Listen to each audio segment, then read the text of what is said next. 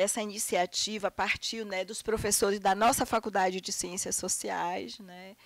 Os coordenadores são a Rose, né, que é do Departamento de Política da faculdade, e o professor Francisco, que é também da Política. Então, nós nos mobilizamos, não, vamos em solidariedade, né, o professor da UNB, que teve seu curso vetado, então nós nos mobilizamos e pensamos assim, em questão de horas, a elaboração desse curso, né, que contou com adesão grande dos professores. Então, a gente está com, inclusive, tem uma notícia para dar para vocês, que vai sair a publicação dos conteúdos das aulas, porque nós conseguimos pela uma verba e a gente vai ter que fazer um texto em cima de cada fala, então vai sair publicado, né? Então isso é interessante, que não deixa de ser uma forma de contribuição, né, para a academia, para a reflexão sobre essa conjuntura atual.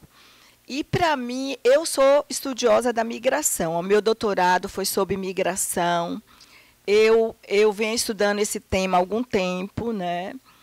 E acompanho, tem um grupo de estudo no Centro de Estudos Migratórios, junto com a geografia da USP, o Laboratório de Geografia Urbana. Então, é um tema que eu venho estudando, que eu digo como mostrar que essa questão, que é uma questão emergente na geopolítica mundial hoje, a questão migratória, como que isso também está sofrendo, quer dizer, com essa conjuntura, né? Então, eu acho que é um tema que está dentro desse contexto, então, por isso que nós elegemos ele para entrar aqui. Então, o que seria dentro, quando nós decidimos, eu só fazendo um resgate, assim, para retomar um pouco o que vocês já viram até agora, a própria ementa da disciplina, né, que é uma disciplina, é justamente entender e memorizar os elementos de fragilidade do sistema político brasileiro que permitiram a ruptura democrática, quer dizer, esse momento de golpe, quer dizer,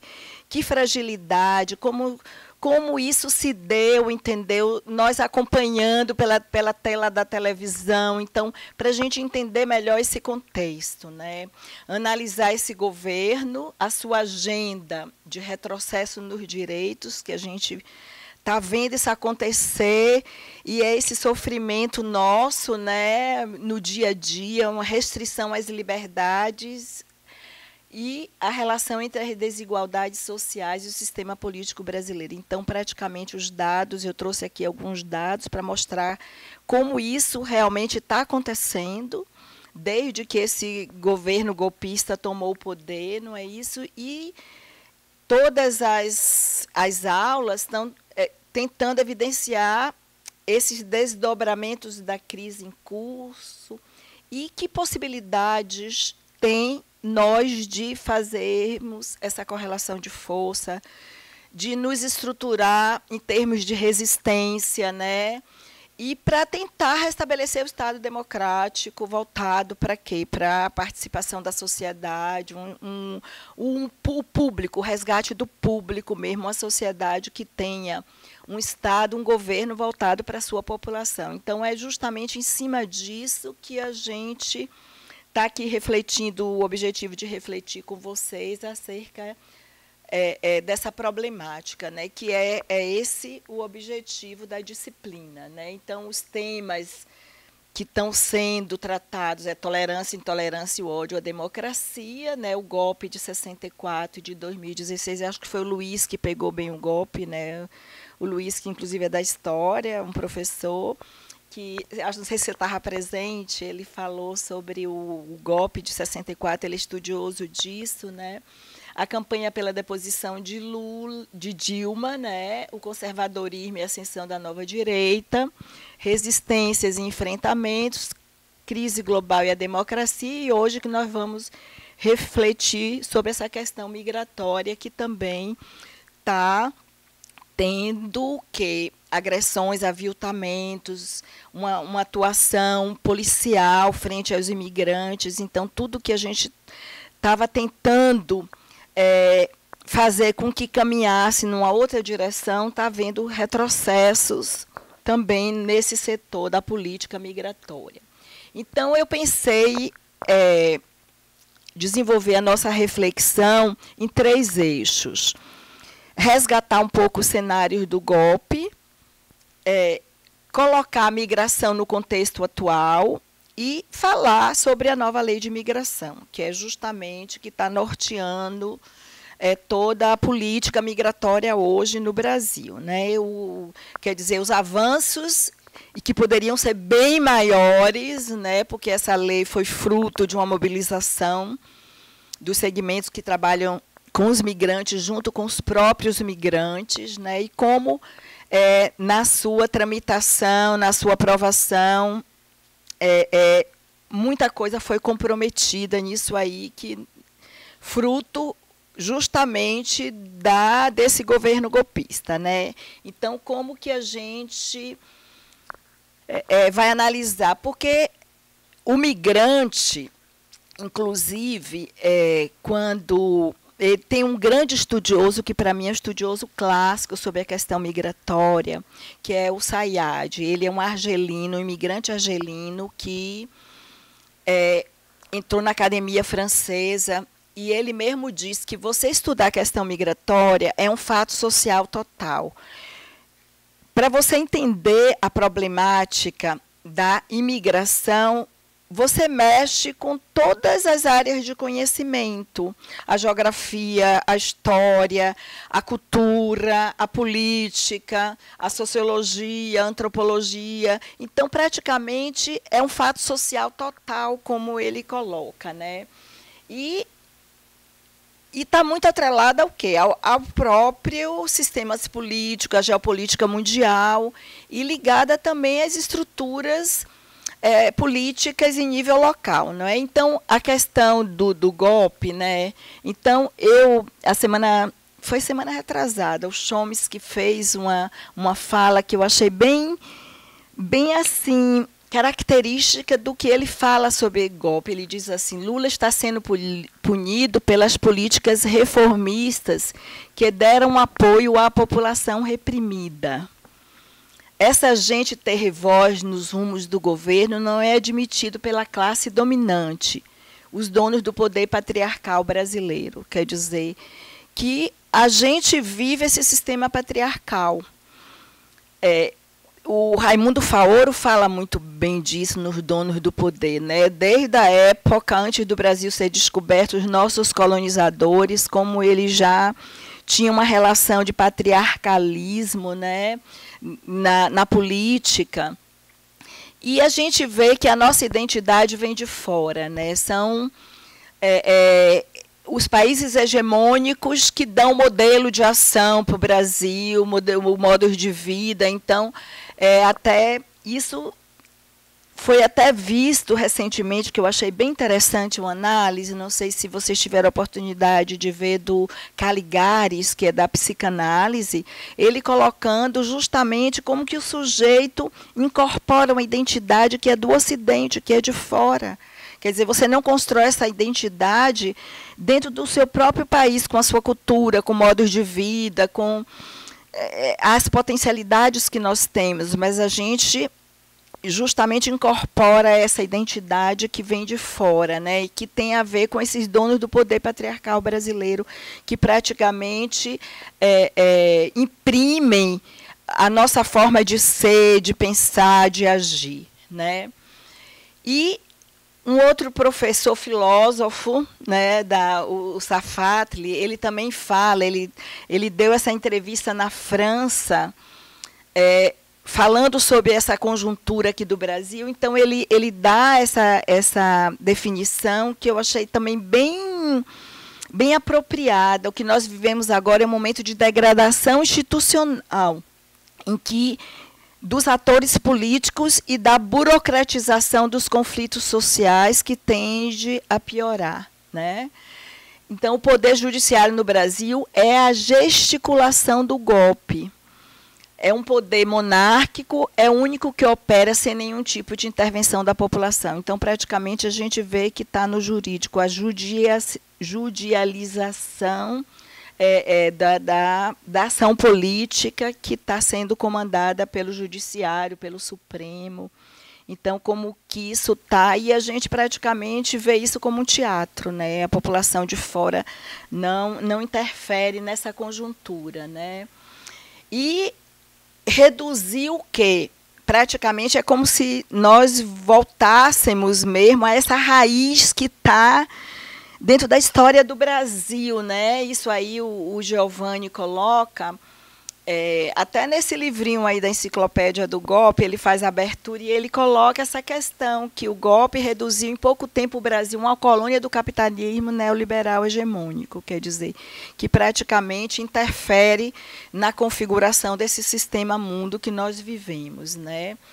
E se dá essa judicialização da política no Brasil, implanta-se uma política pública de austeridade seletiva, ditada pelo mercado, pelo capitalismo internacional, com congelamento de despesas sociais destinadas aos mais pobres, que é o que a gente está vendo, né? Praticamente o sucateamento dos projetos, programas sociais, que está visto nessa emenda constitucional de 95/2016, né?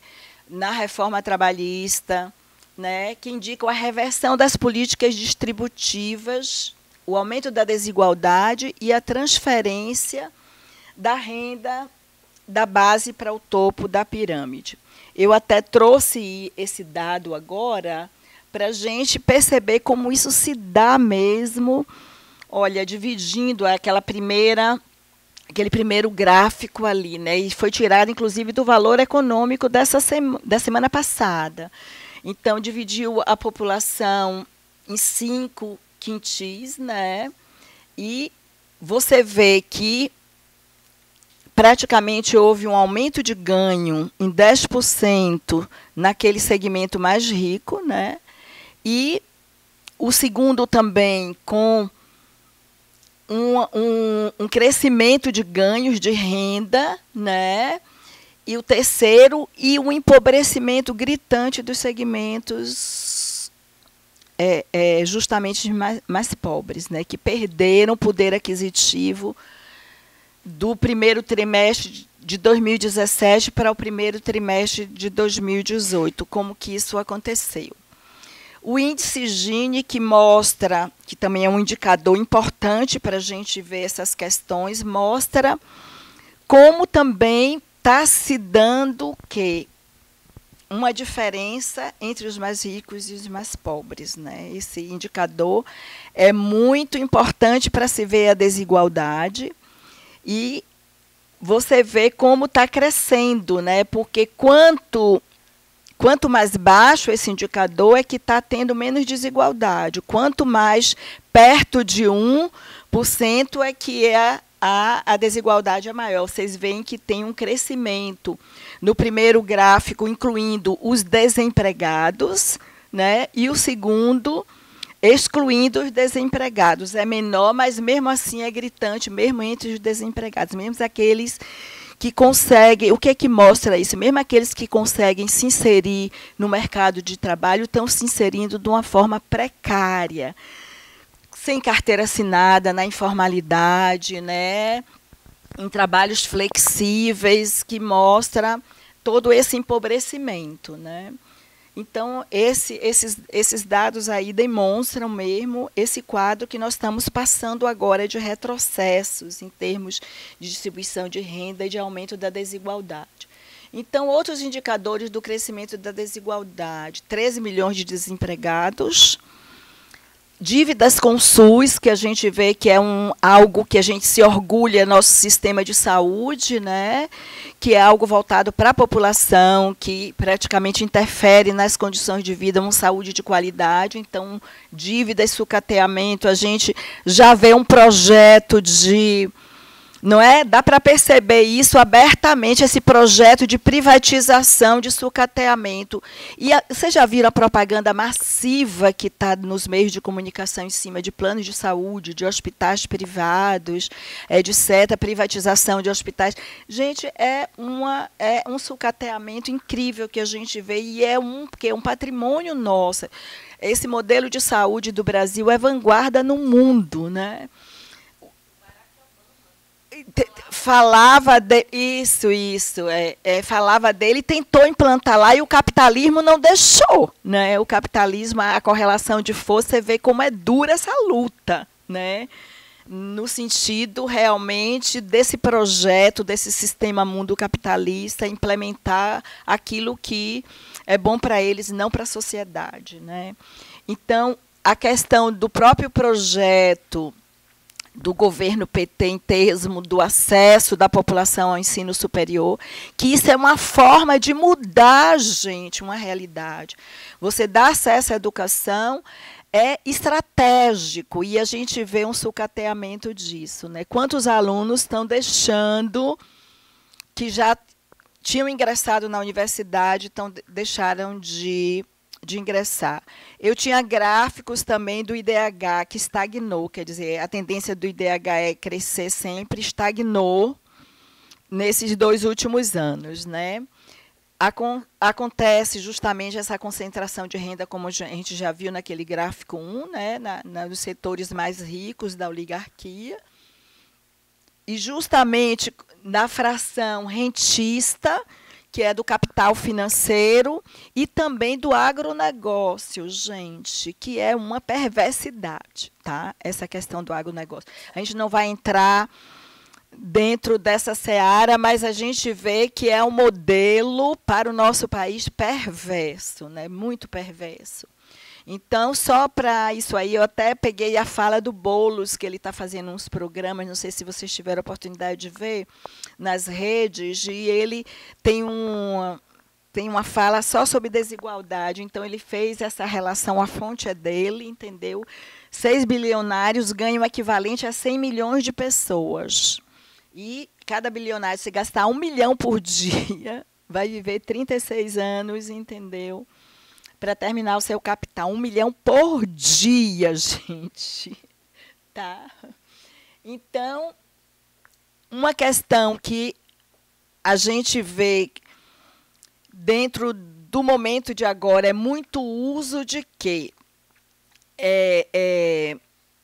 De toda na questão da judicialização, né, da política, o lawfare, que é o direito é utilizado como arma contra um inimigo específico, ou seja, utilizam leis e sistemas jurídicos para atingir fins políticos. Isso aí é o que a gente está vendo agora, né, na Operação Lava Jato, que, inclusive, é uma intervenção política já usada, por exemplo, Operação Mãos Limpas, na Itália, para ir em relação a alguns grupos políticos da máfia, etc.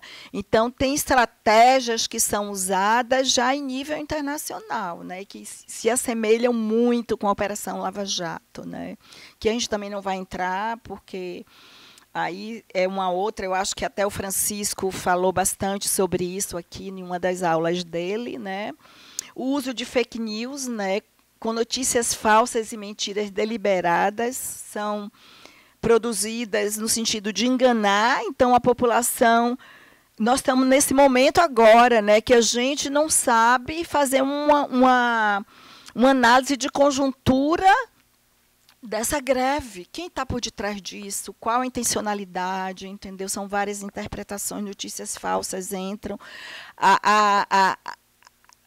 A fonte mesmo de quem desencadeia fica a descoberto, então a gente fica dentro desse turbilhão de falsas verdades, né? E o estado de exceção é um estado de exceção que a gente está vivendo, né? Leva ao esvaziamento e à banalização do sentido constitucional de direitos e garantias fundamentais, que nós, em sociedade, temos isso de direito, mas não estamos tendo de fato, né, gente? Então, é um pouco isso que eu queria trazer assim para vocês mais um pouco, só para encerrar esse cenário do golpe. Existe um conluio de interesses econômicos entre o capitalismo internacional, os meios de comunicação, a mídia, entendeu? E aí personificada na Globo, na Lava Jato, que fizeram em conluio toda uma armação no sentido de destruir justamente esse projeto de sociedade que caminhava de baixo para cima, tá? Apesar de fazer conluios com o poder, né, até para sobreviver, mas que o objeto era desencadear o quê? Projetos sociais voltados para a população, né? Então, o estado de exceção liquida o Estado democrático constitucional de direito, que a gente viu o golpe mesmo, a deposição da própria Dilma, né? Esse falso moralismo conservador da classe média desenvolve na sociedade uma mistura de medo e raiva em relação aos pobres. Então, a própria classe média ela se insere de uma forma fluida nas relações sociais, né? A Marilena Chauí, você que é da filosofia, né? Ela faz uma análise bem interessante sobre a questão da classe média, né? Como que ela não é detentora dos meios de produção, né? Então ela fica e também não se considera trabalhadora. Então ela fica então, ela que foi para Paulista, de verde e amarelo, entendeu? O que nos assusta hoje também nesse golpe, dentro do golpe, é que, se vocês viram na Paulista esse final de semana, um amigo meu foi, estava todo mundo de verde e amarelo lá, entendeu? Pedindo um regime militar. Então, são coisas assim que você vê que ela é facilmente manipulada por um projeto que pode caminhar numa direção ou noutra, né? Então, o golpe também entrega as riquezas nacionais à rapina estrangeira, quer dizer, o próprio capitalismo internacional, fazendo concessões para a exploração do subsolo, para a privatização, etc. E dentro dessa conjuntura do golpe, eu trouxe um pouco a realidade da Petrobras como exemplo, para a gente entender que isso tem uma intencionalidade, né?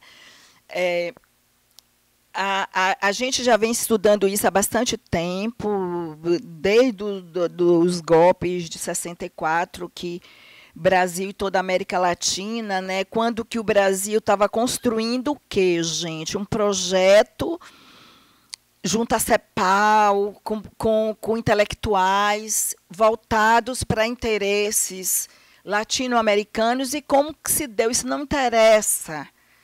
Fazer frente ao capitalismo internacional, entendeu? Então, é justamente isso. Então, essa descoberta da pré-sal, tudo isso, aguçou a cobiça internacional em relação às nossas riquezas. Então, isso, inclusive, é uma leitura desse livrinho também, a Enciclopédia do Golpe. Vocês leem, esse professor de Direito que trabalha essa questão, que ele diz que essa lei 13.365 do governo Temer já tira a condição da Petrobras como operadora única do pré-sal, com perda do controle nacional sobre as reservas petrolíferas.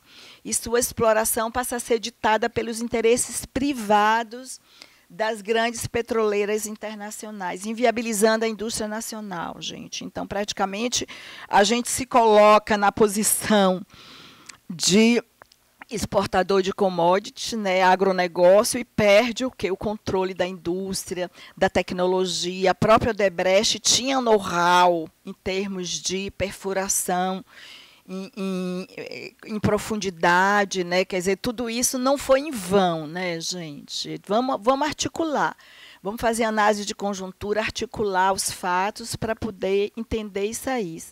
Então, a Petrobras hoje passa a ter só o direito de preferência, que é uma retórica, né? Que é um disfarce. Nenhuma empresa petrolífera abriria mão das ricas reservas que ela descobriu e desenvolveu com tecnologia própria. Vocês acham que isso é admissível, a gente abrir mão disso, gente? É isso que dá dor, né? Porque são nossos filhos, nossos netos, entendeu? O que vai vir por aí, como que fica diante dessa conjuntura? Diga. para a educação. E nós, com know-how tecnológico, a gente não precisava de ninguém, gente. A gente poderia. Agora a gente está exportando para eles refinarem e a gente comprar caro. Isso é uma questão que. Como que os nossos governantes admitem uma negociação dessa? Gente, isso é triste de ver, mas é o que a gente está presenciando agora. Por isso que esse sofrimento todo, essa angústia, né? Então, o que eu coloco mais...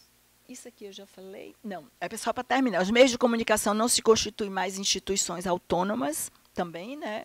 Cujo objeto é a notícia, com independência, né? Passam a ser esses grandes conglomerados econômicos que compõem um complexo financeiro empresarial, participam desse exercício invisível do poder, utilizando seus recursos na formação da consciência e a opinião pública, e as falsas ideias passam a existir para alimentar a alienação das pessoas e legitimar o ataque à sociedade brasileira. A gente vê isso em vários sociólogos que estudam com profundidade, não é o caso agora, mas a ideologia da indústria cultural, como a Escola de Frankfurt trabalha essa questão. Então, a gente tem instrumentos teóricos que nos dão possibilidade de fundamentar essa análise de conjuntura, entendeu? A sociologia, que é a minha área, tem bastante instrumental em relação a isso. Então, o que a gente vê é uma construção planejada de uma narrativa fantasiosa com aparência de realidade, para criar a sensação de participação consciente e cidadã dos que se informam pelos meios de comunicação tradicionais. Quer dizer, esse golpe está entregando o patrimônio nacional, destruindo direitos, ampliando as diferenças entre as classes e comprometendo o futuro das gerações aí que estão por vir, né, nossos descendentes. Então, eu achei isso aqui, gente, a sabedoria do Papa Francisco, que fala em nível mundial, ele faz uma análise de conjuntura aí. A mídia começa a falar mal das pessoas, dos dirigentes. Com a calúnia e a difamação, essas pessoas ficam manchadas. Depois chega a justiça, as condena e, no final, se faz um golpe de Estado. Vocês concordam com esse diagnóstico do Papa? Entendeu? A gente debate, né? Podemos voltar a debater sobre isso, né?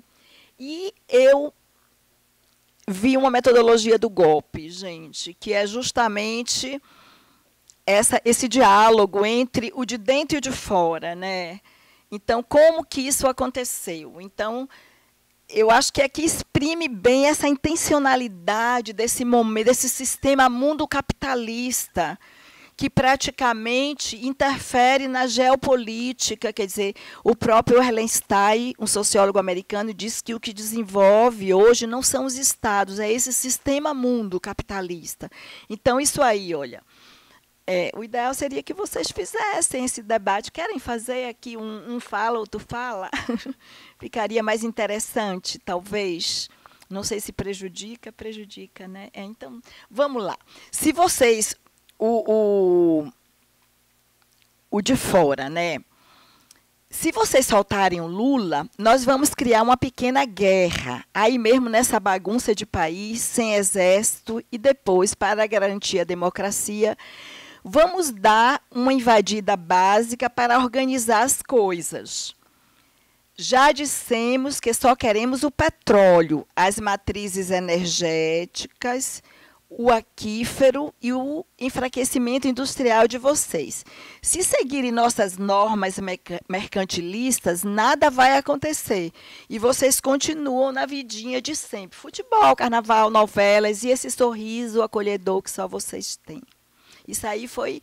Eu peguei, foi um personagem, não é acadêmico. Esse senhor aqui, olha, que escreveu, deixa eu ver se... porque está...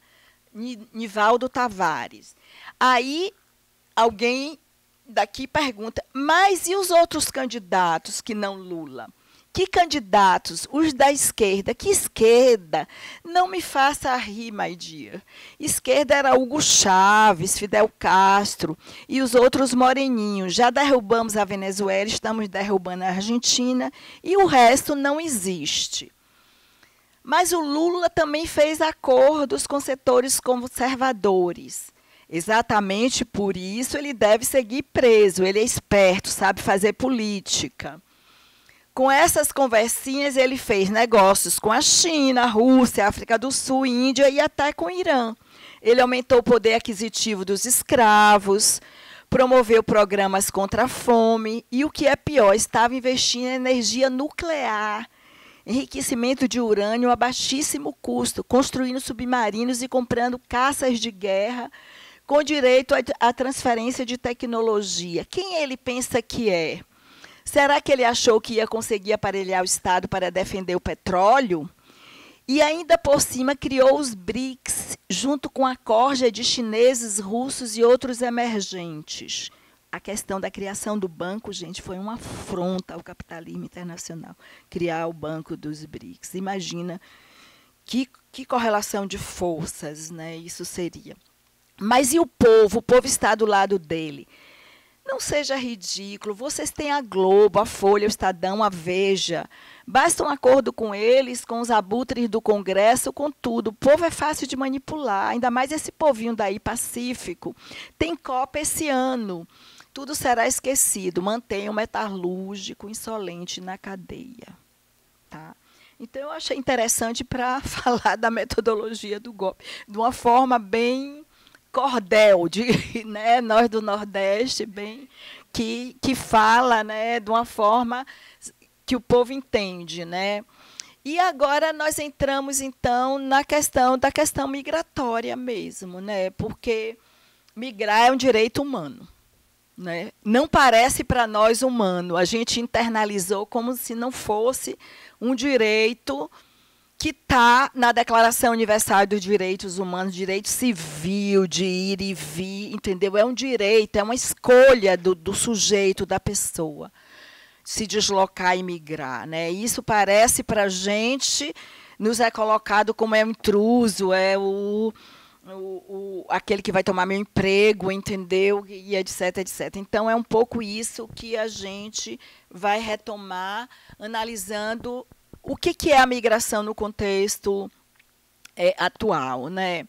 Então, só para vocês verem como é uma questão emergente em termos de volume, porque migração sempre existiu ao longo da história, mas não como emerge hoje em termos de volume. Né? Então, dos 7 bilhões de pessoas no mundo, 1 bilhão está se locomovendo de forma precarizada, gente. Enquanto, politicamente, os países, em termos de direitos humanos, retrocedem. Quer dizer, a gente vê o quê? Justamente se cria leis que contradizem a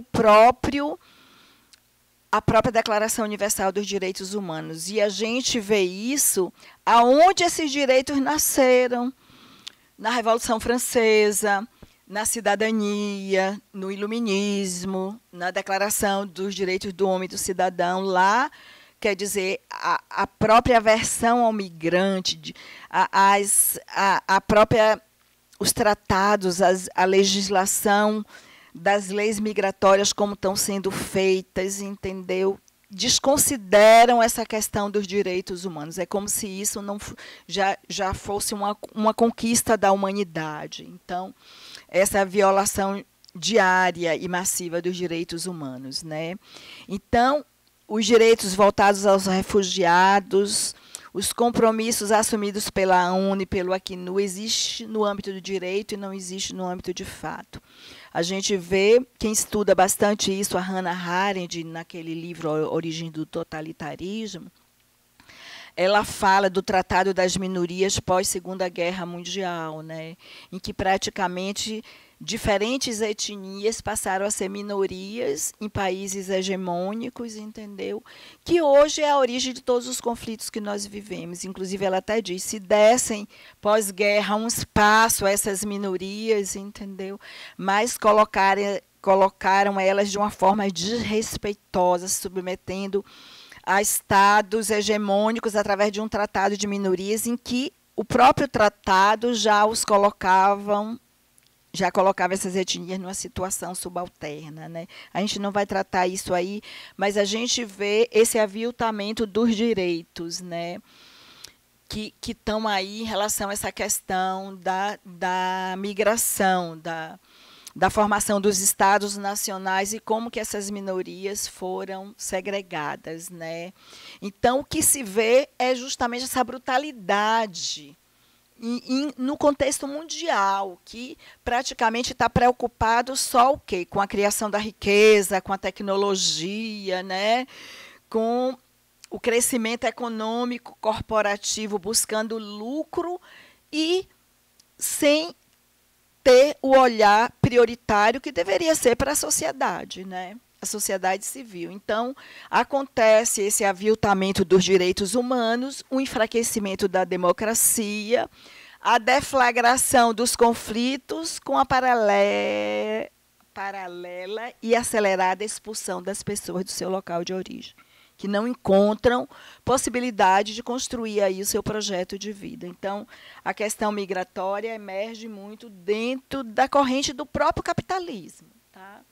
Então, a gente vê essa população se deslocar em busca de local em que encontre possibilidade de construir seu projeto de vida, né?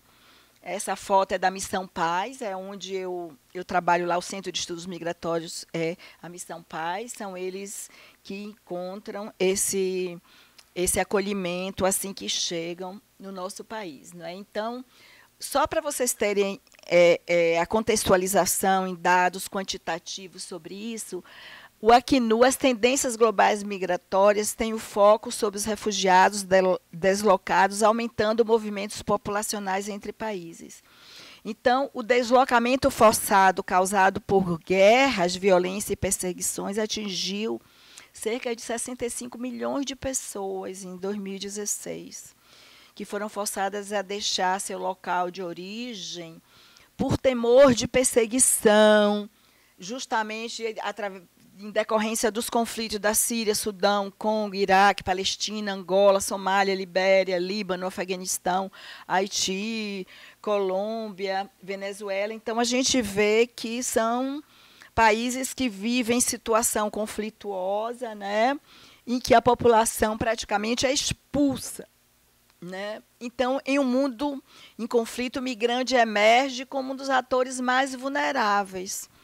Esse mesmo sociólogo americano, Immanuel Erlenstein, que fala sobre o sistema mundo, ele diz que o imigrante hoje ele emerge no cenário mundial, mostrando o quê? As contradições dessa sociedade que exclui esse grande contingente de população, que não consegue construir o seu projeto de vida com a sua família, né?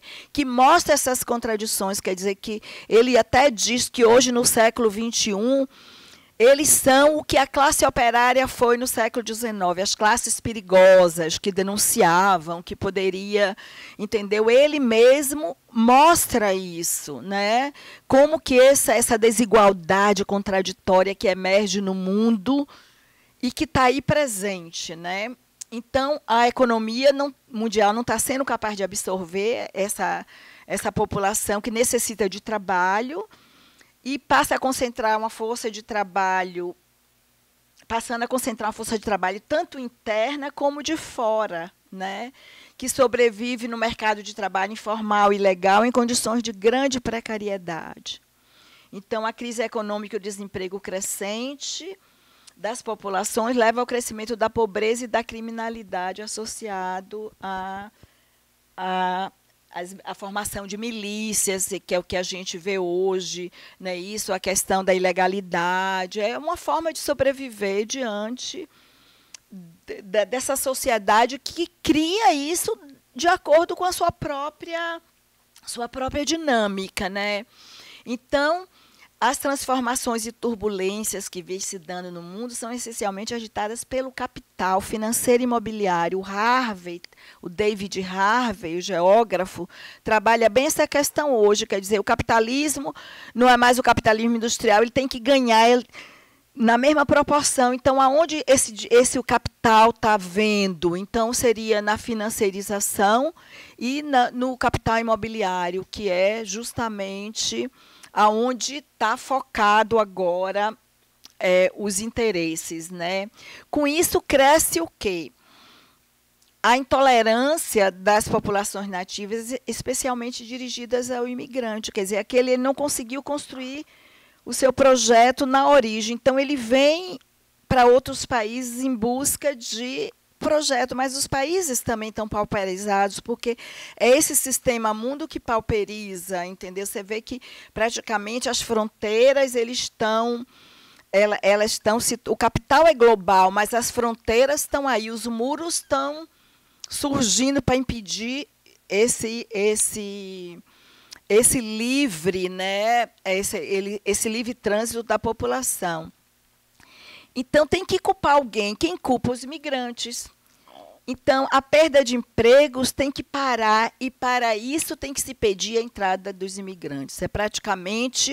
Isso faz parte da política dos países. É como se uma luzinha vermelha pusesse isso nas nossas cabeças. A gente vê esse discurso surgir da sociedade civil, das políticas migratórias de vários países. Tem que barrar, não pode entrar, entendeu? Devolve, entende? É isso que acontece. E a xenofobia, né, que emerge no contexto global. Praticamente a intolerância com o que vem de fora, né? Então, a gente vê filas intermináveis de pessoas que vêm pensando que podem construir seu projeto de vida em outros países e aqui se veem inviabilizados disso, né? Então, praticamente sai por essas condições de adversas. São migrantes, muitas vezes, ambientais também, apesar do Acnur não considerar migrante ambiental como refugiado, né? Os econômicos, os refugiados com temor de perseguição em países em conflito, de guerra, né, que buscam espaços para sobreviver. E também o que a gente vê, que devido à intensificação de instabilidades políticas, de conflitos armados, né, de perseguição a grupos étnicos, políticos, religiosos e culturais, que seguem produzindo movimentos de refugiados aos quais se impõem restrições. Por exemplo, a própria União Europeia está impondo restrições seríssimas, né, à entrada de imigrantes. Os Estados Unidos, a gente vê agora, temos acompanhado, né, deportações e praticamente proibindo a entrada de imigrantes, né, de outros países que buscam construir os seus projetos de vida. Então, o que a gente vê é isso, gente, a saída. E justamente nos países mais pobres e ricos em produtos naturais, que são objeto do capitalismo, que aí se desencadeia a guerra, etc, etc. Então, praticamente, esse espaço ocupado pelos imigrantes é de precariedade, quando eles chegam, né, na informalidade, no trabalho e da ausência de moradia digna, né?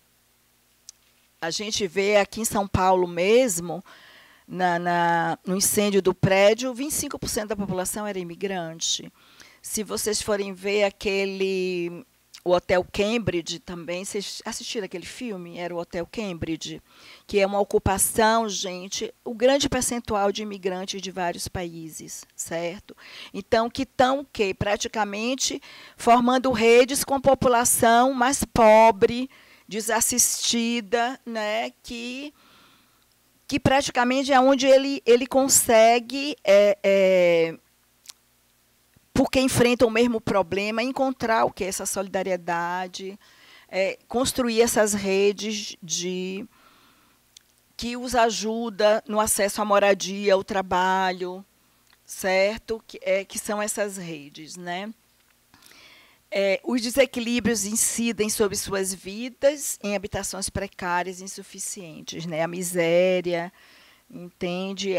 O trabalho na informalidade, né?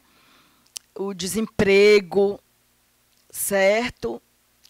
E, em decorrência dessa economia que cada vez inclui menos, a própria reforma trabalhista perversa, né, que cada vez restringe mais as condições do trabalhador, né, exclui cada vez mais nessa nova fase de acumulação do capital. Quer dizer, que a gente vê uma sociedade caminhar não para o bem-estar da população, mas para o favorecimento do segmento que quer cada vez mais enriquecer, gente.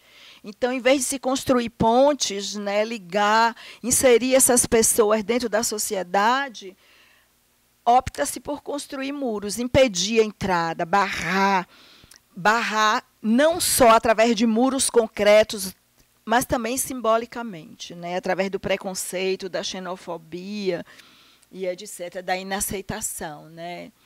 E no Brasil, ele tem, dentro do cenário mundial, até uma imagem de país acolhedor.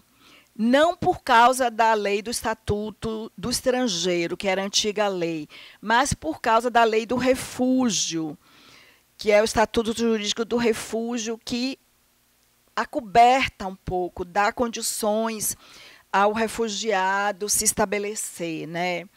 Os fluxos mais antigos aqui que vieram para o Brasil, de peruanos e bolivianos, é seguido pelos refugiados sírios, africanos, como de Moçambique, Angola, Congo, Gana e Senegal, além de imigrantes de países como Haiti, Colômbia e Venezuela, que a gente vê os nossos vizinhos mais próximos, né? Então, como que a gente pode analisar sociologicamente essa questão migratória no contexto atual? Quer dizer, o próprio capital, o capitalismo, cria polos de atração, como a cidade de São Paulo, que é um mito, né? Mito que atrai, a cidade vai dar emprego, a cidade, né? Espaços e centralidades para a permanência e fixação da população imigrante precarizada, sendo que ela se inclui, mas inclui de modo perverso, entendeu? É uma inclusão em que você acha que está sendo recebido, mas você está sendo praticamente vivendo em precaríssimas condições de vida, certo? A inclusão em que você se insere na população, incorpora esse capitalismo mundial hegemônico como projeto de vida, mas esse próprio capitalismo não lhe dá acesso a você se inserir de uma forma digna, com respeito aos direitos humanos nessa sociedade. Então, é aquilo que um sociólogo, até uspiano, José de Souza Martins, diz que é uma inclusão perversa, entendeu? Porque te põe dentro dessa ideologia capitalista do consumo, mas não te dá os meios de você participar disso, né? Então, a própria Saskia Sasse, também, que é uma outra socióloga que estuda muito essa questão das cidades globais, ela tem um livro agora que, para mim, assim, é primoroso, chama-se Expulsões, a brutalidade do capitalismo hoje, em que ela diz que as dinâmicas globais de pobreza extrema, deslocamento em massa, desastres ambientais e conflitos armados criaram níveis de expulsão social nunca vistos antes, sobretudo no sul global. E quem cria tudo isso é o próprio capitalismo. As questões ambientais, porque o capitalismo não paga conta, a questão do aumento da pobreza, etc., etc., né? Entendeu? Então, praticamente, são essas expulsões que são, principalmente dentro dessas dinâmicas do capitalismo competitivo hoje, que está muito mais cruel, né? Então, o imigrante passa a integrar o quê? A população nativa pobre, que já não é mais beneficiária dos programas de bem-estar social, né? Haja vista esse sucateamento que nós estamos sofrendo nesses 2 últimos anos, né? Passando a ser alvo da lógica perversa da brutalidade do capital financeiro e imobiliário, que cerceia os direitos sociais. Então, sempre esse grande estudioso da migração, esse Argelino Sayad, ele diz que, praticamente, para o imigrante, sempre são reservadas condições precárias de inserção. Se existe alguma política, é porque a relação custo-benefício vale a pena. Quer dizer, eu preciso da mão de obra imigrante, então ele está me trazendo mais benefício do que custo. Quando acontece o contrário, quando acontece que o custo é maior do que benefício, deporta, entendeu? Às vezes separam-se até famílias, certo? Separa a mãe de filho. Ele cita casos nesse livro dele sobre a imigração, de argelinos, né, em que às vezes o chefe de família, que não é mais força de trabalho, ele é deportado, fica o quê? Ficam os filhos, porque são mão de obra interessante para o sistema, né? Então, quando a política social voltada ao migrante é o registro da não política, e quando ela existe, oferece esses programas de segunda categoria, habitação ruim, a escola precária, né? Então, o imigrante, ele encontra-se sempre na condição de provisório definitivo. Essa caracterização dele também é bem interessante para entender essa questão migratória. Porque esse espaço da imigração, embora tenha definido para o trabalhador imigrante um estatuto que o instala na provisoriedade enquanto estrangeiro, porque ele é o estrangeiro, se tiver uma crise, ele é o primeiro a ser expulso. Então, ele é definitivo, porque ele responde à necessidade de uma mão de obra precária, barata, mas, se tem crise, ele é o primeiro a ser expulso. Então, é um provisório definitivo, entendeu? Ele está sempre na condição de provisoriedade, mas ele responde a um espaço na criação da riqueza. Então, nega-lhe todo o direito a uma presença reconhecida como permanente. A gente vê a própria crise dos Estados Unidos, né, em 2008, né, a bolha imobiliária, os aviões vinham cheios de imigrantes, de governador Valadares, né, quer dizer, eles são os primeiros a... Não é, você é provisório aqui, né? Então, cabe ao próprio imigrante buscar os seus direitos e condições para sobreviver. Ele é estigmatizado, visto como incapaz e sem mérito. Incorporando esse preconceito, ele fica dissociado, compromete a sua condição de sujeito na busca de ser sujeito que tem direito a ter direitos, porque ele tem direito a ter direitos, né, como todos nós temos, né, esse direito, mas é como se não tivesse, gente, certo? É isso que eu acho que a gente tem que lutar para mostrar isso, né? E aí surge essa nova lei de imigração, que se pensou, com essa lei de imigração, criar um oásis dentro desse mundo sombrio do capitalismo mundo, né? Então, em substituição ao Estatuto do Estrangeiro, que era uma lei autoritária, né? Uma lei praticamente voltada para a segurança nacional. Mas essa nova lei de imigração, ela foi construída através de quê? Da participação dos próprios migrantes. Ela foi construída com ONGs que trabalham a questão migratória, com associações. Então, ela foi construída de baixo para cima, certo? Então, junto com essas representações da sociedade civil, que tinha para si o quê? Migrar é um direito, né? E o que acontece? Essa própria lei se vê ameaçada nesse governo ilegítimo, na sua integridade, por causa dos vetos previdenciais, que é uma prerrogativa do presidente vetar todo aquele projeto de lei. Então, os vetos comprometem os avanços discutidos e propostos, fazendo com que a lei venha a ser desfigurada. Esses vetos atingem, sobretudo, os aspectos que passam a lhe dar um caráter policialesco, comprometendo que se assegure os direitos humanos dos imigrantes. A gente vê que até na questão da Venezuela, hoje, lá, os acampamentos, quem está tomando conta é o Exército. Não são que instituições de saúde, de educação, é o Exército que está fazendo o controle, né?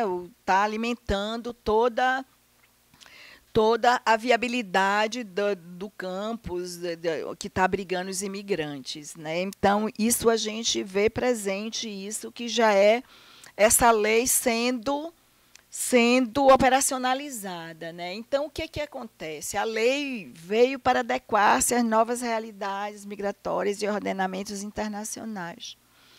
Tem a sua construção baseada nos direitos humanos, em substituição a esse Estatuto do Estrangeiro, né, que há 37 anos vigorava, né, porque a lei foi de 2017, desde 1980, que tinha era passada pela ideologia da segurança nacional e que tratava o imigrante como o quê? Como um estranho, com desconfiança, e não como uma pessoa sujeito de direitos de ir e vir, um direito civil, entendeu?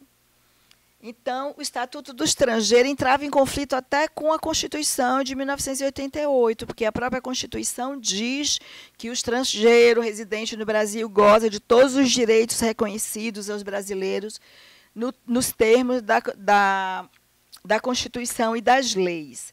E o que acontece, gente? Acontece que a própria lei do refúgio suplantou essa lei do Estatuto do Estrangeiro, né? E também a lei do tráfico de pessoas, elas eram mais adequadas, então os imigrantes começavam assim, a parar muito na lei de refúgio para entrar no país. Então, e o movimento da sociedade civil ocorreu para a construção dessa nova lei migratória, no sentido de preservar os direitos humanos dos imigrantes. Ela tem início, essa construção, em 2013, por uma comissão criada pelo Ministério da Justiça. Tá? Participaram na sua elaboração diversas cidades do Brasil, foram feitas audiências públicas, fóruns de discussão. Eu mesmo participei de muita gente, com migrantes, com associações locais, assim, aqueles retiros de final de semana em que se discutia, né, como que o migrante, as condições, o que propor. Tinham especialistas, órgãos do governo, instituições internacionais, parlamentares, acadêmicos, associações de imigrantes. Teve essa Conferência Nacional sobre Imigração e Refúgio, a Comigrar, que foi muito significativa, que discutiu em profundidade, em vários encontros, a questão migratória, né? A Missão Paz, que é essa que tem lá no Glicério, né, que atende os imigrantes, que tem lá a Casa do Migrante, né, o Instituto de Migrações e Direitos Humanos, Conectas, que também é uma ONG muito atuante, Caritas, dentre outras, que participam disso aí. Então, a primeira versão desse projeto passou a abordar a migração a partir dessa perspectiva dos direitos humanos. Eu queria só dar um alô para vocês, que a minha leitura da lei, eu não sou jurídica, entendeu? É muito na perspectiva sociológica. Claro que a gente vai tratar de alguns artigos da lei, mas eu não vou entrar com a leitura jurídica, que não é a minha área. Eu estou fazendo mais o contexto dos retrocessos que esse governo golpista, quer dizer, nós poderíamos estar muito mais na frente, mas a gente teve que retroceder em função da própria atuação desse governo agora, né, gente? Então, é isso que eu queria trazer um pouco para vocês aqui. Então, que na tramitação da lei teve seu texto original fruto dessa mobilização, que, inclusive, eu lembro de relatos lá, tem a Letícia, da Missão Paz, que ia na Câmara lá pressionar os parlamentares para que a lei entrasse em pauta e nunca entrava. Viajava, nada, é uma loucura. Um determinado momento, esse Aloysio Nunes, que é senador do PSDB daqui, entendeu, que hoje é o ministro de Relações Exteriores, pegou a lei e tomou para si a lei, mas tomou para si a lei dentro das reformulações que ele fez. Mas os movimentos resolveram até aceitar isso, porque não mexia muito, entendeu? E ele, pela representatividade dele, ele poderia desencadear o quê? A tramitação da lei de uma forma mais rápida e mais efetiva. Também porque ele foi exilado, Tá? Então, ele sabe o que é ser um imigrante, entendeu? Então, isso é muito importante de ser considerado aí. Então, o próprio movimento delegou a ele, né, os militantes, né, que ele fosse esse porta-voz, né? Então, ele tomou para si a tramitação da lei. Quando o projeto de lei chegou para votação, havia crise na política nacional. Claro, o governo golpista está sempre em crise, né? Em uma conjuntura internacional de securitização em função do aumento dos refugiados e medo. Então, aquelas travessias do Mediterrâneo, noticiários, então, aquela questão, a islamização do mundo, sabe? Uma xenofobia, uma coisa que praticamente dominava os meios de comunicação. E enfrentou-se também a xenofobia contra imigrantes e refugiados por parte de conservadores aqui no próprio Brasil. O setor do agronegócio, gente, pressionou muito no Congresso a bancada da bala, entendeu? No sentido de rejeitar a lei, vetar totalmente a lei. Pedido de veto total lá dentro. A tramitação foi conflituosa, não foi fácil. Considerava que a nova lei contribuiria para a diminuição do controle migratório, vigilância das fronteiras, abrindo brechas para o ingresso de traficantes e terroristas, entende? E vocês veem que isso está presente agora, né, no sentido de quê?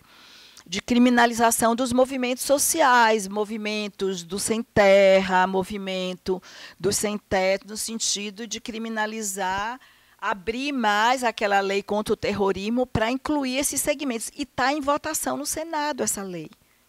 Tá? Vai passar. E tem aquela votação cidadã, né, gente? Vocês entrem no site e votem para não passar essa lei, entendeu? Porque eles estão ganhando, viu? A gente está fazendo muita campanha, mas eles estão ganhando no sentido de aceitarem essa lei, de criminalizar os movimentos sociais, o movimento do sem-teto, o movimento dos sem-terra. Então, é algo que eu acho que a gente tem que divulgar, porque a gente está perdendo. Claro que isso não vai ser a lei, mas, claro, se a gente tiver o aval popular, que a sociedade civil é contra, isso pesa, né? Levou uma época que a gente até passou um pouco, mas a semana passada estava eu não vi hoje, mas semana passada estava perdendo quase mais de 1.000 votos na frente, os favoráveis a passar essa lei, tá? Então, olha aqui, ó, isso aqui eu trouxe que saiu na revista Veja, isso aí foi, olha, esse grupo, né, Direita Paulista, que é um grupo conservador de direita, contra a lei da migração. Quando a lei foi aprovada, houve até manifestação, outra manifestação na Paulista também, que teve prisão, entendeu? E eu trouxe isso, se a gente colocasse ali, olha, dos caminhoneiros, olha, é o que estava, sabe, a gente fica na dúvida se é a direita quem estava, o pessoal contra a lei da migração, entendeu? Protestando, houve mobilização de conservadores aqui em São Paulo, porque existe também uma lei municipal migratória. Eu ia trazer até o estudo comparativo, mas eu achei que iria ficar muito extenso, entendeu? Que mostra que tramitou na Câmara dos Vereadores e passou. Nós temos uma lei municipal de migração muito includente, de respeitar direitos humanos. É bem que houve uma mobilização lá no sentido de vetar a lei, de desconsiderar a lei. Foi uma correlação de forças também em nível municipal aqui. E que nós temos uma boa lei, quer dizer, a gente tem conquistas jurídicas, né? Então, isso aí você vê uma mobilização popular, entendeu? Contra a lei, né? Então, depois de 37 anos, então, ela entra em vigência, né? Ela é aprovada em maio de 2017, né? Quer dizer, está fazendo um ano, né? As regras deveriam ter marcado o início de uma era de direito, de segurança jurídica, transparência e desburocratização na política migratória para o Brasil. Apesar da lei ratificar a Constituição, o decreto da regulamentação, que foi esse decreto aí, criou restrições à garantia dos mesmos direitos a nacionais brasileiros imigrantes, porque o Michel Temer sanciona a lei com 20 vetos. tá? Em determinados artigos importantes, pressionado pelo agronegócio, pressionado pelos setores conservadores, pela própria ideologia do golpe, gente. Então, que não deixou que a lei fosse na íntegra aprovada. Ele colocou todos esses vetos. Tá? Então, os vetos atingem os povos indígenas. Aí você vê a questão dos interesses de terra, etc, etc. Nega anistia aos migrantes que se encontram em situação irregular. Altera a conceituação de migrante, dentre outros retrocessos em tramitação na sua regulamentação. Então, a lei veio substituir essa legislação, né, que é o Estatuto do Estrangeiro, e revoga também o decreto, que foi de 1991 e até uma lei de 49 também. Mas a lei está em processo de quê? De regulamentação. Ela, por si só, não se basta, contém muitos artigos que necessitam de regulamentação. E, para isso, nós estamos atentos, quem acompanha os movimentos migratórios. É algo que a luta não termina só porque eles tiveram essa conquista, né? Às vezes a gente retrocede para avançar, né? Então, é nesse sentido que eu acho que, por exemplo, esse estudioso jurista indica que, dentro da lei, como ela foi aprovada, há o distanciamento da interpretação conforme os direitos humanos, demonstra que tais direitos poderão não ser o parâmetro da norma regulamentadora, porque você tem que estar imbuído desses princípios que você quer garantir o imigrante e os direitos humanos. Então, que é importante num dispositivo que contém vários artigos que exigem a regulamentação. Ela pode caminhar para o outro lado, totalmente, ser um novo Estatuto do Estrangeiro, entende? Então, a ausência desses parâmetros de direitos humanos poderá contaminar a regulamentação da lei, comprometendo a proteção ao migrante, fazendo o cenário retroagir a um contexto do migrante como desafio à segurança nacional, como a gente já está vendo acontecer com os venezuelanos, com o apoio, como que é o Exército que está sendo protagonista, entendeu? Não são instituições da sociedade civil, de educação, saúde, assistência, etc.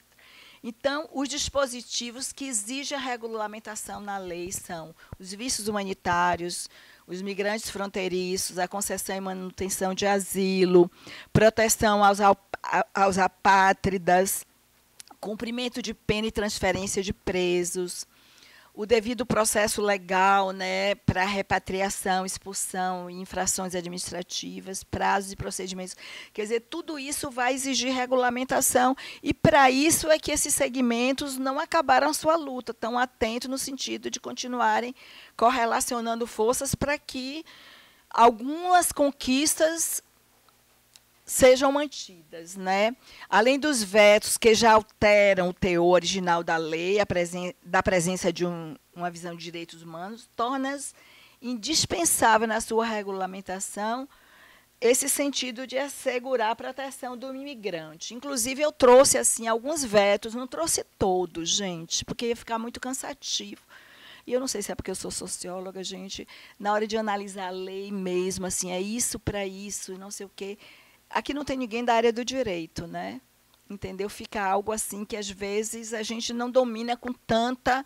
Mas, assim, dentro dos vetos mais significativos, por exemplo, a definição do migrante. Então, na lei estava assim: a pessoa que se desloca de país ou região geográfica ao território de outro país ou região geográfica. Vocês veem que abre totalmente, né? O direito de ir e vir, o direito civil de ir e vir, incluindo o emigrante, o residente fronteiriço e o apátrida.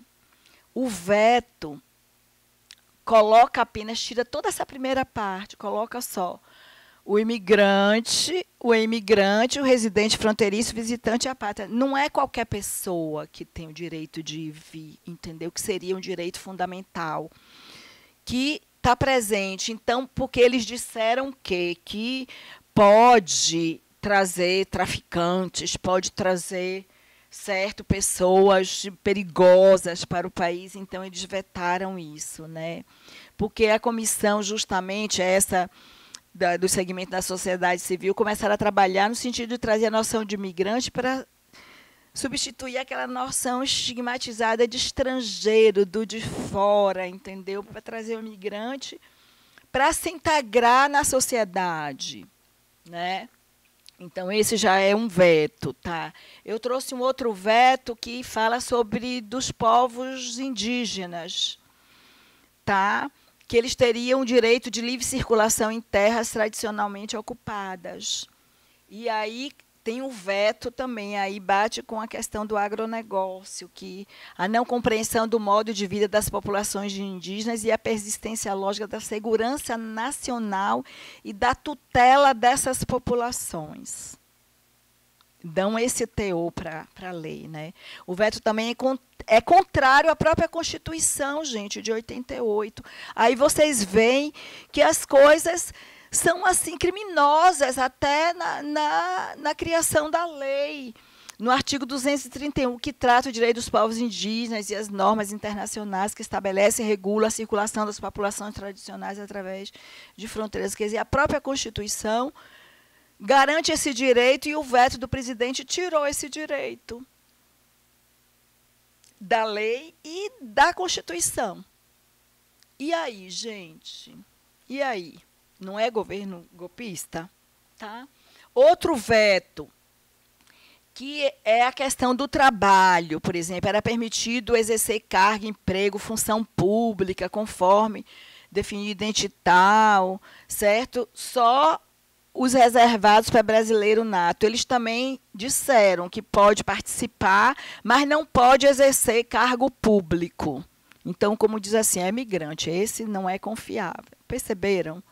Então, já vai dando aquela conotação de estrangeiro para o que não se queria.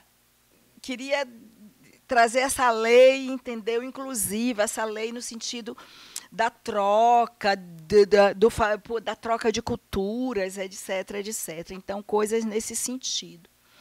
Essa questão da anistia também, que toda lei, quando ela é promulgada, ela dá anistia aos ilegais. A lei propunha isso, houve o veto também.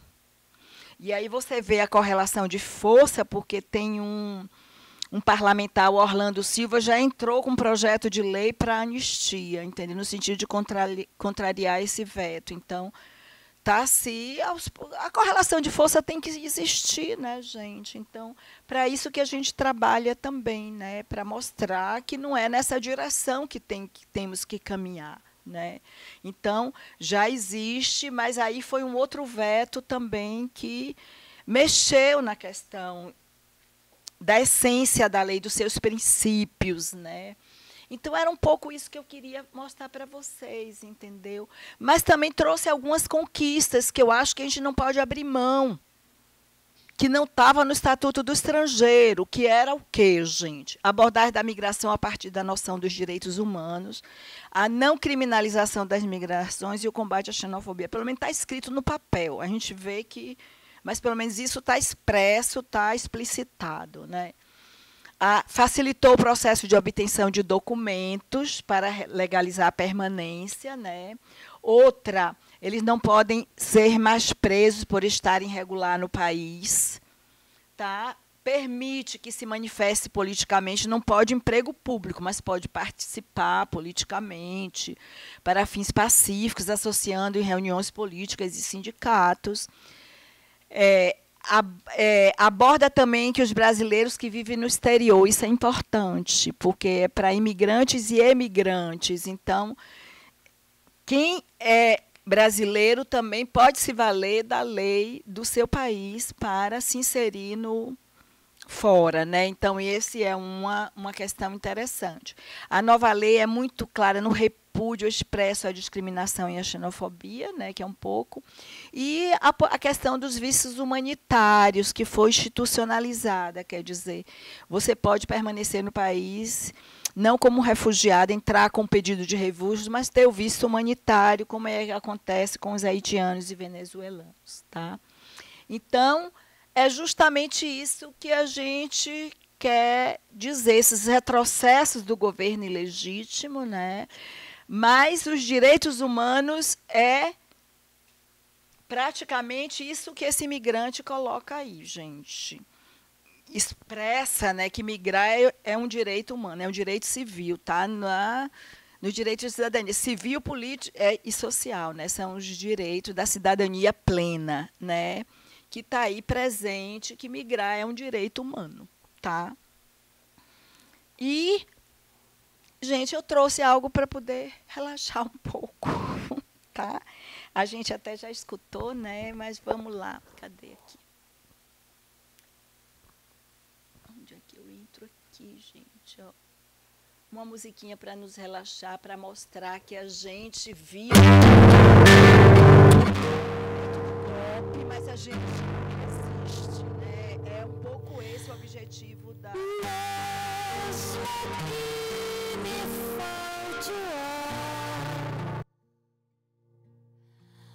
Não me calarei, mesmo que tirem o chão, em pé ainda estarei. A luta é coração que sangra, bate forte a esperança de um povo que quer o seu direito, todo respeito, e eu só lhe tenho amor. Podem me julgar além da lei, podem me prender, eu andarei. Podem inventar o que nem sei, podem me matar, eu viverei. Eu viverei. Mesmo que me falte o ar, não me calarei.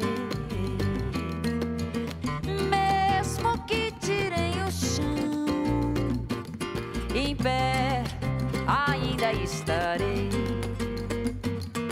A luta é coração que sangra, bate forte a esperança de um povo que quer o seu direito, todo respeito, e eu só lhe tenho amor. Podem me julgar além da lei, podem me prender, eu andarei.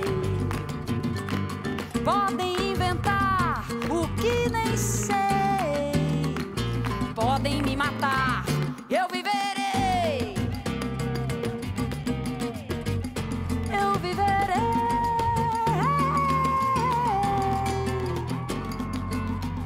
A igualdade é uma ideia que nunca se aprisiona, tem a veia aberta da gente que sonha. A liberdade é a glória, a liberdade é a glória da nossa imensa voz. Guarda na memória, história, eles e nós.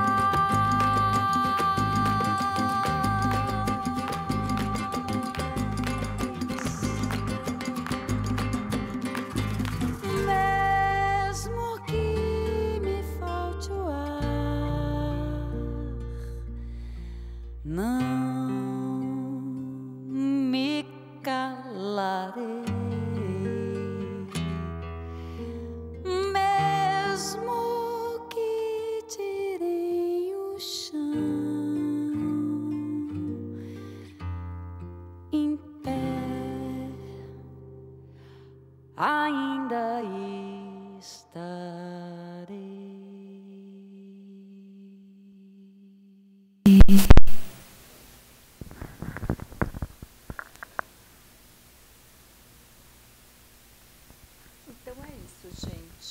acho que eu concluo aqui, a gente vai conversar sobre essas questões, né? Então, a questão o migrante, ator social, sujeito de direitos a ter direitos, né? Que é um pouco isso que a gente tá querendo trazer, né? Quer dizer, esse futuro da democracia, que é o objetivo da gente estar estudando aqui um pouco o golpe, apesar do golpe de 2016, a gente almeja esse futuro da democracia, né? Então, é um pouco isso, né? Que eu gostaria da gente discutir agora, como vocês veem essa questão migratória. Viveremos os migrantes. Vocês viram que hoje, só para um dado de hoje, que um imigrante ilegal na França salvou uma criança, vocês chegaram a ver? Entendeu? Nesse ponto, quando é um jogador de futebol que promove o país, né? Quando é... Então é interessante, né, que essa inclusão, mas ele estava ilegal no país, né? E ele salvou a criança lá, impressionante, né? E aí, gente, o que vocês pensam da questão migratória? Como que a gente troca aí impressões, tá? Sobre isso aí. Eu sei que hoje esse dia típico, né, tá complicado, né, para muita gente ter que retornar, né? Tá ótimo, obrigada. Tá? E aí, gente? Vocês têm alguma pergunta? Eu tenho duas perguntas, na verdade. Tá ótimo. Queria saber um pouco se essa nova lei de imigração, ela prescreve algo relacionado à educação desses imigrantes. Ele diz, a lei fala que o migrante tem o mesmo acesso à educação, mas isso já tinha antes também, que a população nativa, entendeu? Mas não escreve assim nada associado a um Nada. Ele vai integrar a população mais carente, entendeu? Que para acesso à educação como direito universal, né? Então ela vai integrar isso. Vai fazer parte desses programas de assistência social. A segunda questão acho que está atrelada com isso. Existe hoje muitas ONGs ou instituições que fazem esse trabalho educativo para esses refugiados, porque assim, só para ter concluir, né? É dever do Estado. Né? Seria dever do Estado. Não, é dever, está na própria Constituição. Deveria ser. Tem artigo da própria Constituição que prescreve lá o investimento do Estado em educação. E aquilo que a senhora falou no começo da aula. A legislação brasileira, ela é livre e aberta a interpretações. Né? Então, o legislador, ele acaba se favorecendo, colocando interesses individuais, né? E legislando ao seu favor. Sempre tirando, desviando o verbo. Né? E aí a questão que está, né? Hoje em dia a gente vive um problema, a gente já tem um problema interno, por exemplo, a educação indígena, né? A própria aceitação, né? Desses povos que sofrem para ir para a escola, e dificuldade com a língua. E os imigrantes, eu me pergunto, né? Os imigrantes, existem algumas instituições que dão, por exemplo, na Missão Paz mesmo, tem muitos voluntários que vão ensinar o português, porque a questão da língua é essencial, né? Crianças nas escolas, né? Tem algumas escolas que não estão preparadas para atender as crianças imigrantes, que muitas vezes elas ficam segregadas. Então, trabalho nas escolas para inserir essas crianças, né? Então, existe um trabalho que é feito pela sociedade civil, muitas ONGs que atuam nesse segmento. Tá? Lá mesmo, onde, na Missão Paz, a gente vê muitos voluntários que vão e também o próprio pessoal que recruta lá da própria equipe, né, que são os funcionários do Centro de Estudos Migratórios, Missão Paz, que estão desenvolvendo essa inserção. Porque eles chegam, eles têm aquela acolhida inicial, mas eles não vão morar permanentemente ali. Eles têm um período até se achar na cidade, se inserir ou alugar um espaço para ficar, tem um período até conseguir estabelecer essa inserção, né, matricular na escola. Então, a própria Missão Paz, ela tem esse trabalho, que é um trabalho que é ligado aos escalabrinianos, que é da Itália, que recebe verba do exterior. Tem também a DUS, que inclusive tem até muitos alunos da PUC que participam, principalmente de relações internacionais, que dão aulas para eles, sabe? Agora, o que a gente vê é que o imigrante hoje, inclusive é um estudo que eu estou fazendo agora em relação à moradia, eles estão junto ao movimento do sem-teto, a população mais precarizada que tem, aquela que encontra mais dificuldade para sobreviver, que se insere através da informalidade no trabalho, entendeu? Que vive de bicos, certo? Trabalha como camelôs. É muito comum. Isso, Muitos no moram mundo na inteiro, favela. muito na favela. Então, para eles, a política social é isso que o próprio Sayad diz, entendeu? Quando ela existe, é a mais precária possível, entendeu? É a política pobre para o pobre, certo? Entendeu? Então, ele traz benefício? Traz. Então, eu tenho que assumir também alguns custos, mas esses custos não podem ser muito caros. Tem que ser custos que no fundo, na balança, no fiel da balança, eles sejam mais benéficos do próprio país. Entendeu? Então, é muito perverso, certo?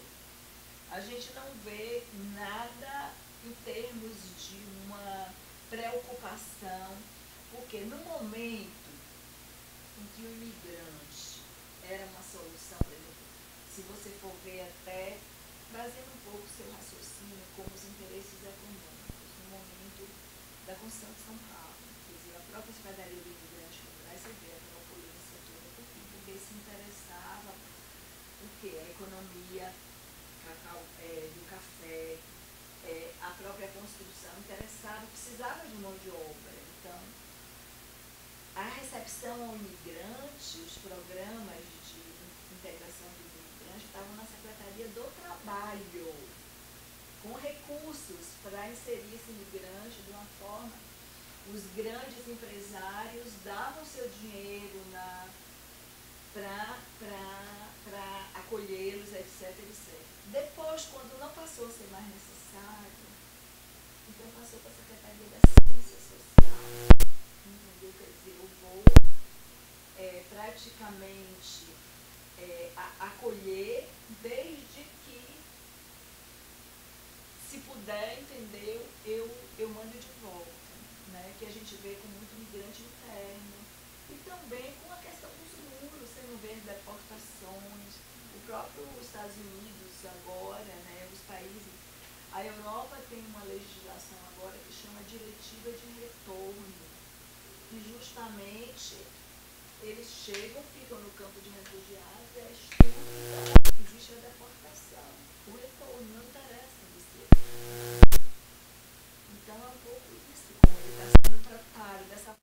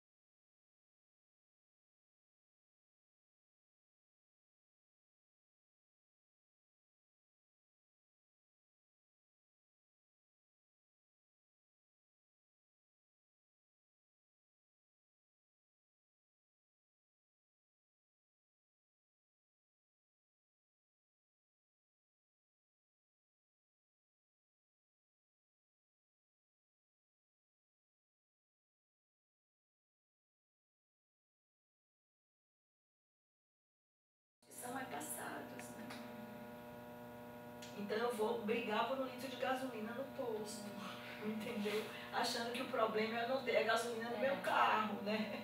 Entende? É muito mais além do que isso, não é? O fato de você não ter a gasolina no carro, né? Tá? Tem mais além disso, né? Professora, não sei, assim, eu queria saber se na lei também prevê a respeito do trabalho e especificando trabalho escravo. Se tem algum tipo de fato, qualquer tipo de restrição, de repúdio, porque assim, né? Porque quando ele fala, o artigo que fala do trabalho, quer dizer que o quê? Que o mercado de trabalho está aberto para o migrante, como um todo, era o texto original. O veto foi que para o emprego, os cargos públicos, não existe a possibilidade do imigrante ingressar. Mas a própria legislação que combate o trabalho escravo entra também para o imigrante, porque ele vai estar sujeito à mesma legislação do nativo, entendeu? Então, eu acho que sim, a fiscalização do trabalho escravo. Que a gente vê que nesse governo golpista, eles tiraram a verba para o controle do trabalho escravo. Porque não interessa para o agronegócio o controle do trabalho escravo, entendeu? E assim, né? Se você pensar por essa lógica, num momento desse, que fala de recessão, de crise, e quem está ali, essa mercê, vai o quê? Vai atrás de onde está te dando esse... É bem isso, Porque reserva-se o quê? Os piores lugares para quem se submete, né? Então com insalubridade, entendeu? Com precariedade. Por quê? Porque o capitalismo quer ganhar. A Volkswagen não tinha trabalho escravo aqui no Pará, ali na região amazônica, né? Trabalho escravo quer dizer a magnitude, uma empresa, primeiro mundo. A Noruega, que fala dos direitos humanos, não tinha uma empresa, né, que jogava o quê? Os dejetos no rio Amazonas contaminando com cobre, matando população, matando a fauna, população ribeirinha toda, quer dizer, com que constituições que preservam os direitos humanos em nível de... Então, o quê? É barato explorar as jazidas, os minérios daqui, sem pagar os custos de onde joga os dejetos, é a própria competitividade, entendeu? Então é isso que eu digo, por que se vai usar a mão de obra escrava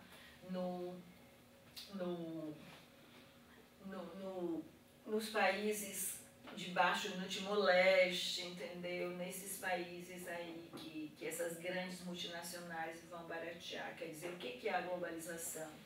É não ter o campus produtivo no local onde existe um nível salarial mais alto, uma politização maior, então eu vou pegar as populações que eu posso explorar melhor, né?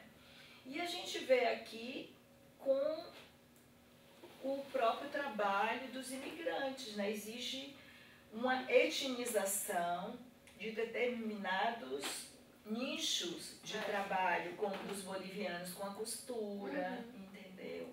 Que passam a ser o quê? De determinada etnia, e que eles querem preservar, porque eles acham que mesmo assim é melhor do que no país de origem, entende? Eles querem preservar o ramo da costura para eles, é como que se diz assim, esse nicho do mercado é do boliviano, ele sabe costurar, ele sabe, muitas vezes ele não quer nem anistia, às vezes tem projeto de anistia como nós tivemos há uns anos atrás, e eles não queriam nem entrar, porque eles dizem assim, aí eu vou competir igual como nativo, entendeu? Às vezes, ele ser explorado como imigrante legal, o empregador quer ter ele como mão de obra, porque ele não paga os encargos, tudo isso, né? Ele não denuncia, porque está na ilegalidade. Então, é essa inclusão perversa do imigrante no mundo. Em países do primeiro mundo, como Estados Unidos, a questão do trabalho.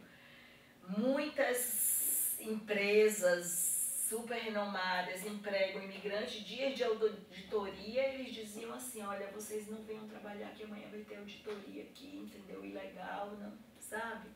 A mão de obra ilegal, então...